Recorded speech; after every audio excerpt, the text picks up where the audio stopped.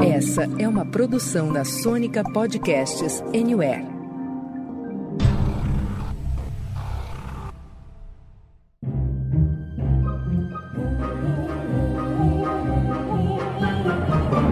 Senta, que lá vem spoiler.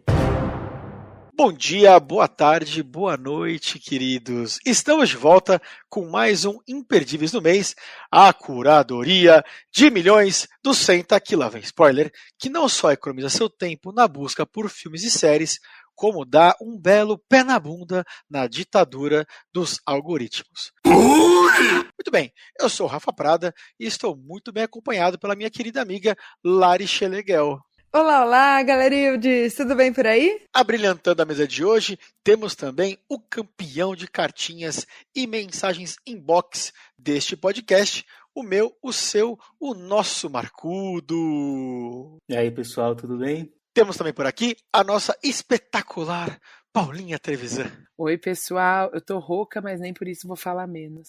Com o inconfundível Renato Sansão. Abuela, la la la la la, abuela, la la la la la. Ah, abuelita. Muito bom, queridos. Antes de a gente começar com os nossos imperdíveis de dezembro, fica aquele recadinho de sempre para você que veio parar pela primeira ou 20ª vez no Senta que lá vem spoiler. Toda semana você escuta por aqui programas sobre filmes, séries e a indústria do entretenimento. Aproveite para seguir a gente no seu agregador de podcast favorito e receber em primeira mão todos os nossos episódios. Nós vamos adorar receber quais são os seus imperdíveis de dezembro, tá bom? Norbinha, sobe a vinhetinha enquanto a gente passa um perfuminho por aqui.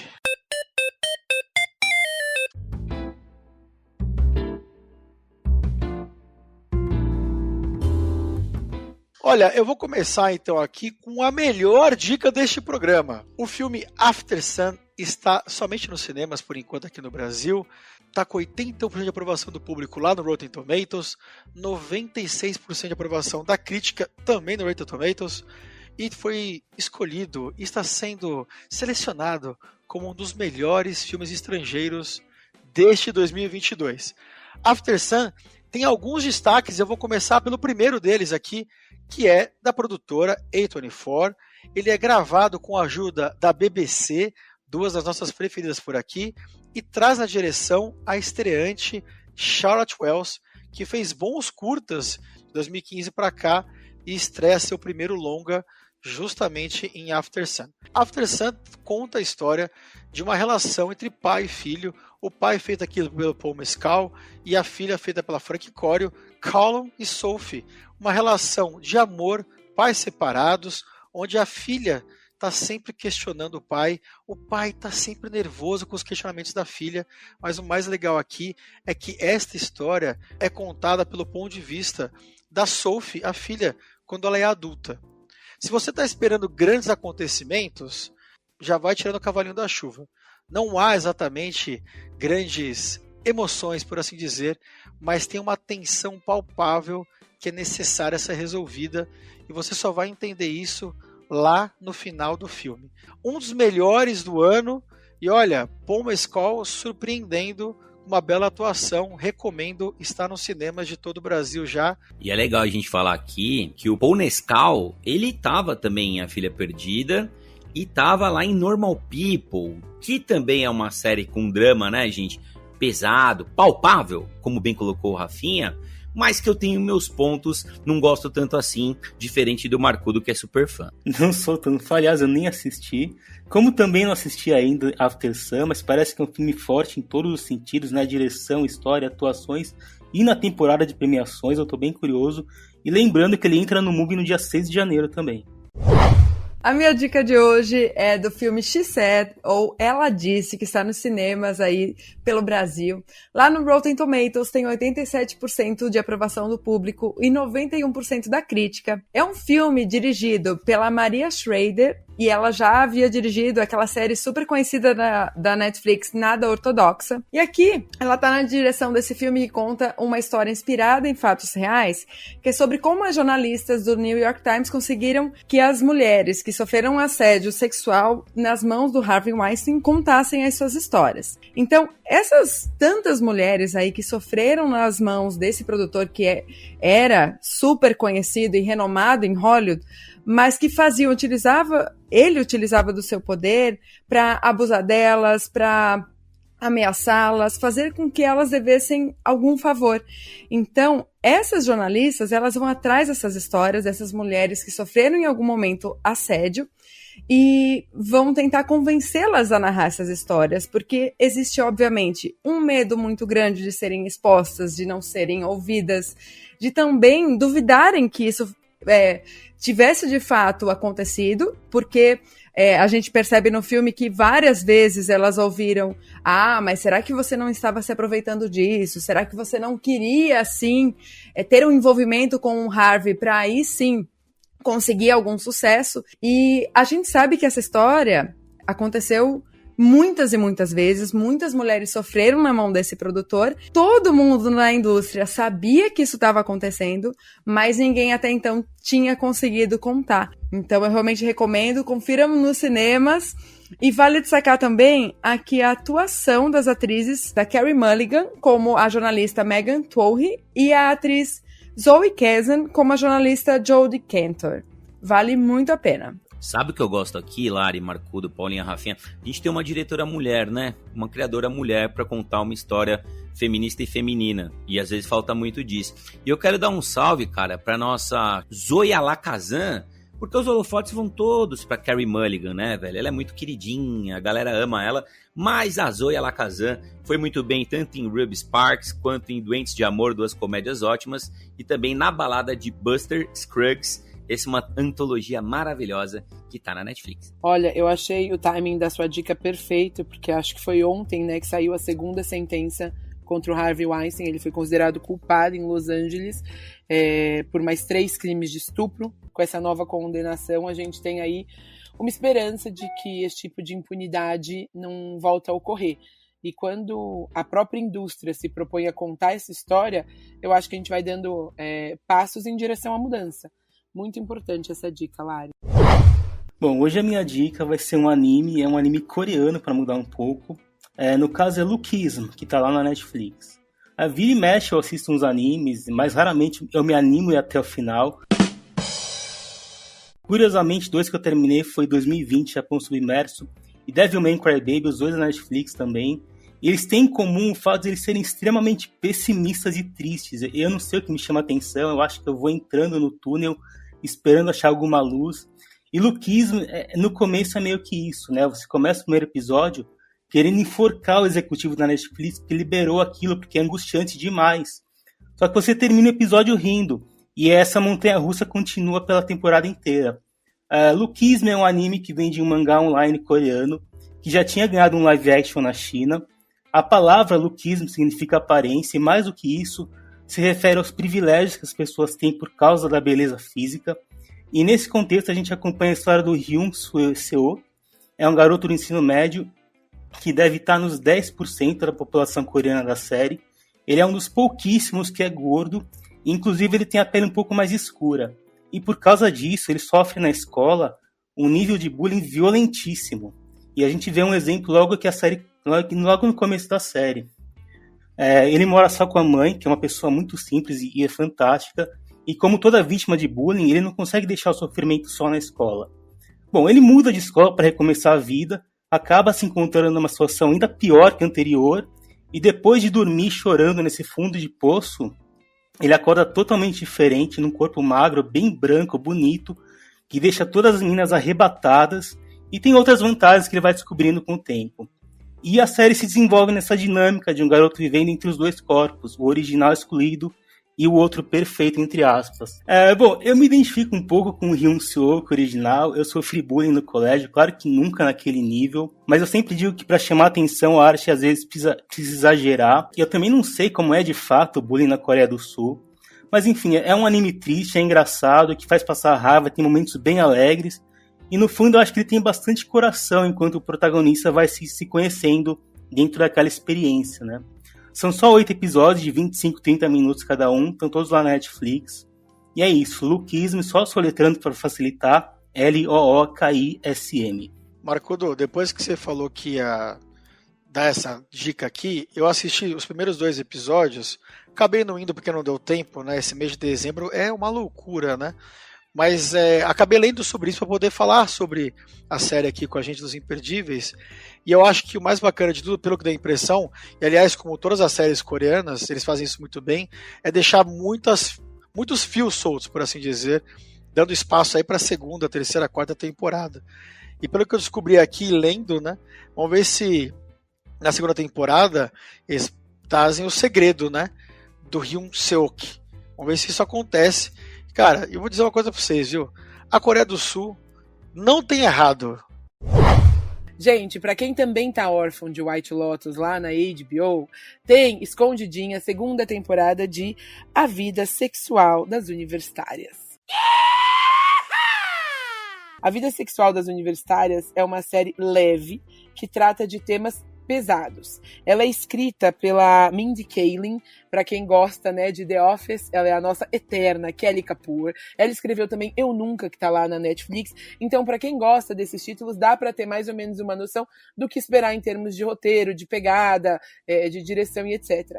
Eu digo que a série é leve, trata de temas importantes, porque ela é uma comédia, então você vai dar bastante risada, vai se divertir. São apenas 10 episódios, tanto na primeira quanto na segunda temporada, de 25 a 30 minutinhos, aquele estilo HBO que a gente adora.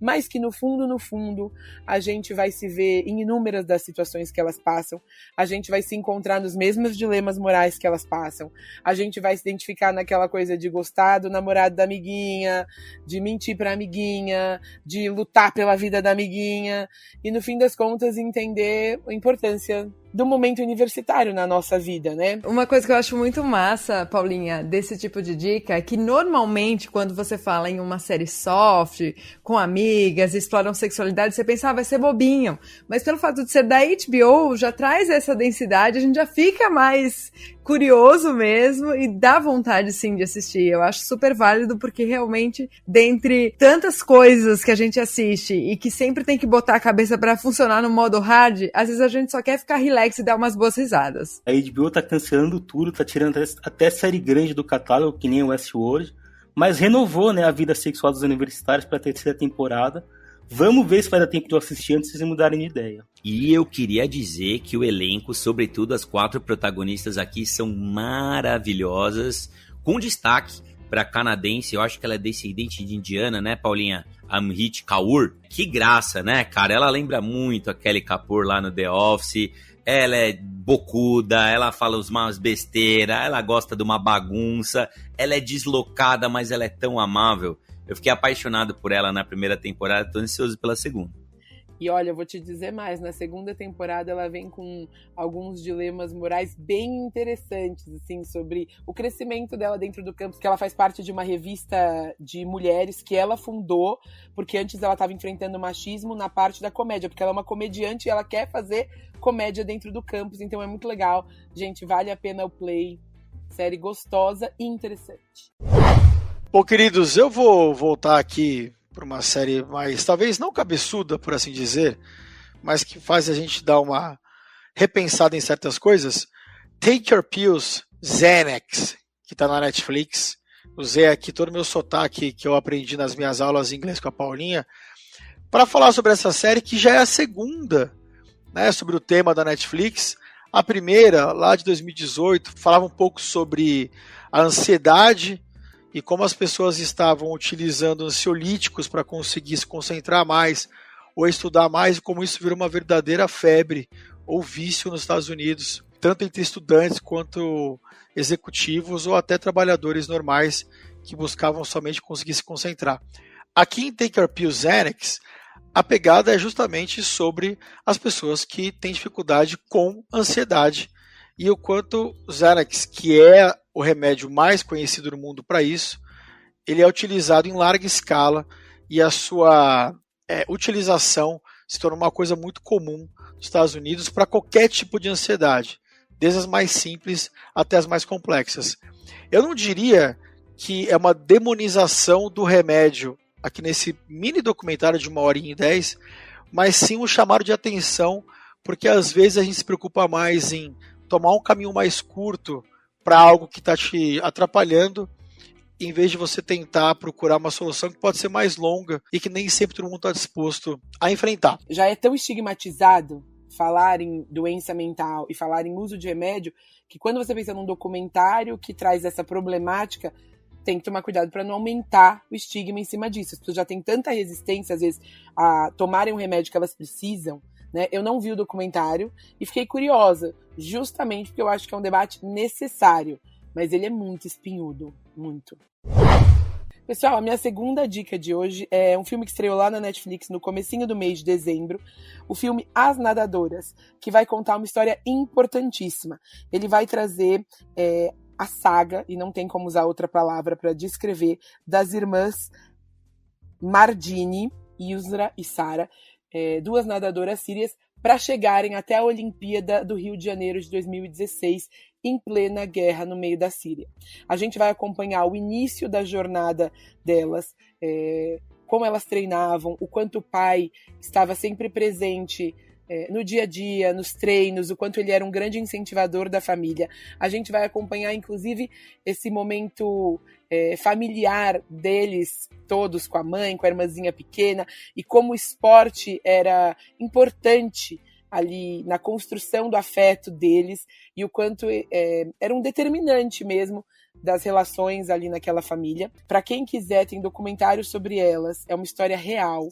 Elas contam como, tanto na Síria, quanto nos lugares onde elas estiveram, os refugiados são maltratados. Elas vão competir aqui como refugiadas, o quanto elas sofreram preconceito aqui na Vila Olímpica por serem refugiadas, como isso, na verdade, ainda é um tabu dentro dos comitês olímpicos, e como o incentivo ao esporte é diferente dependendo de onde você nasce. Filmaço, né, Paulinha? Filmaço. As atrizes que fazem as irmãs são irmãs de verdade, na vida real também.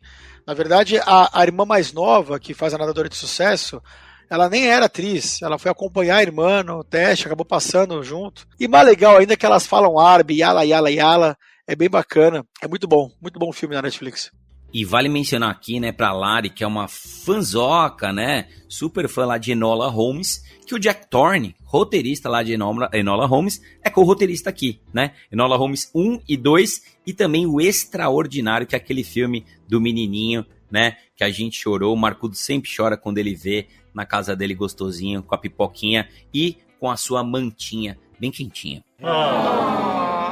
Vamos lá, minha gente, para dar uma levantadinha no astral, vou passar a régua aqui com a minha dica. E antes dela eu vou pedir licença para fazer um pequeno preâmbulo, tá?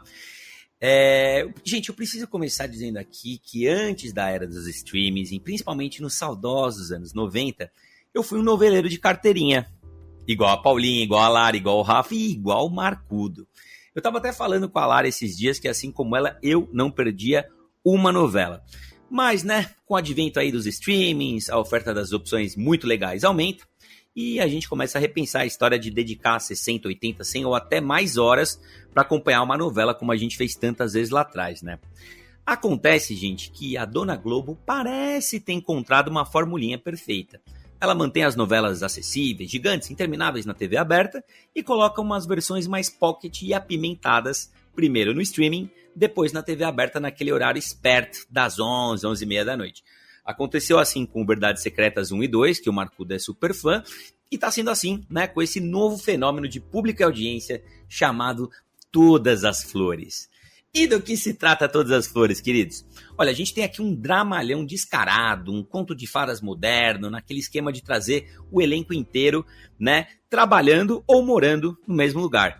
O lugar aqui é a comunidade da Gamboa e a empresa é a Rhodes, uma loja de lifestyle masculino metida a modernosa, tipo uma Zara, digamos assim. Queridos, nesses dois ecossistemas a gente vai ver de tudo, viu? Abandono, morte, traição, samba, preconceito, inserção de portadores de deficiência visual de verdade, né? Com atores e atrizes realmente cegos, tráfico de crianças e muito, mas muito sexo, viu, Rafinha? Bom, nos papéis principais a gente tem uma mistura irresistível de artistas das antigas, como Regina Casé, Fábio Assunção, Cássio Gabus Mendes, com talentos novos e seminovos, como Caio Castro, Humberto Carrão, Thalita Caralta, Mumuzinho e, claro, as protagonistas irmãs vividas pela Letícia Colin e Sophie Charlotte. E é bacana mencionar que a música de abertura, que a Babi assiste em todos os episódios, ela nunca pula a abertura. A gente tem uma versão lindíssima aí de As Rosas Não Falam, do Grande Cartola, que é interpretada justamente por essas duas e elas matam a pau. Volto ao jardim, com a certeza que devo chorar. Pra quem ficou curioso, como o Marcuto, que já arregalhou o olhão e deu vários joinhas aqui, todas as semanas a Globoplay libera 5 episódios. Por conta desse finalzinho de ano e do BBB que tá vindo aí, né, Paulinha? Eles estão dando um tempo nas gravações, mas vão retornar no mês de abril. Perfeito para você comer com farofa os 45 episódios disponíveis lá na Globoplay. Eu só quero dizer que eu não vejo uma novela deve fazer uns 20 anos, pelo menos. Mas eu vejo muita gente falando dessa. Se eu vou assistir, eu não garanto mesmo, mas tô curioso, sim. Ele gosta. Para quem quiser saber com mais detalhezinhos, aqui eu trago. 5 de abril estreia o 46º capítulo de Todas as Flores. E o desfecho da história acontece lá em 24 de maio, quando vai ao ar o 85º e último episódio de Todas as Flores. Um baita sucessão da Globo mesmo, viu? Olha, eu vou defender o Sansão. Na verdade, primeiro eu vou fazer uma errata. Já faço aqui por ele. A gente tem o costume de usar portador de deficiência. É um termo que caiu em desuso. Pessoa com deficiência, que não é uma questão problemática, né? Deficiência é uma coisa que ocorre, a gente encara ela, pessoa com deficiência. Mas eu queria defender o Sansão. Eu fiquei curiosa, porque justamente como ele disse, eu, assim como o Marcudo, não vejo novela faz algumas décadas, não vou dizer quantos para não entregar a idade, mas eu achei curioso, porque existe essa atualização que você falou, tanto do modelo quanto dos temas. Eu acho que é bacana a gente ver o que está sendo produzido aí. Todo mundo aqui cresceu vendo Globo. Então, fiquei curiosa e o tema me interessou. E se é dica sua, eu vou assistir. E eu queria dizer, viu, Paulinho, além de te agradecer aqui, que Marcudo e Rafinha são super fãs de Que Horas Ela Volta, um dos melhores filmes brasileiros de todos os tempos. E a protagonista lá, quem é? Regina Casé. A Regina Casé mata pau em Todas as Flores. Se não quiser ver os 45 episódios, que realmente, né, Lari, é bastante coisa, vê pelo menos uns 2 ou 3 só pra sentir o sabor dessa atuação. Que entrega, que atriz, que apresentadora, que mulher. Regina, você que é ouvinte do SQLVS, um beijo pra você. Muito bem, queridos, vamos relembrar então aonde estão os nossos imperdíveis do mês para você poder fazer aí a sua listinha. Os filmaços She Said e After Sun estão nos cinemas, mas vale a dica de que After Sun chega no MUBI no próximo dia 6 de janeiro. O doc Take Your Pill Xanax, a série Lookism e o filme Nadadoras estão na Netflix. As 2 temporadas da série A Vida Sexual das Universitárias estão lá na HBO. E a novela Todas as Flores e seus 45 capítulos, que o Sansa chamou aqui de minissérie, tá lá na Globoplay. É isso, queridos. Gostou das dicas? Então, olha, fica aqui conosco, porque todo finzinho de mês, aqui no Senta Que Lá Vem Spoiler, a gente volta com os nossos imperdíveis, uma marcuradoria de primeira, para você escutar aí na sua cama, no seu sofá, no carro, no buzunga, na academia ou lavando aquela pia de louça gostosa. Obrigado, pessoal. Um beijo, até a próxima. Lari, bom final de ano, hein? Um beijo, tchau. Um beijo, valeu as dicas, mas eu preciso dizer que eu vou embora pra assistir Esqueceram de Mim. Dezembrou, galera! Pessoal, um beijo e até 2023. É isso aí, pessoal. Valeu e até a próxima. Abuela, la la la la la. Abuela, la la la la la. Abuela!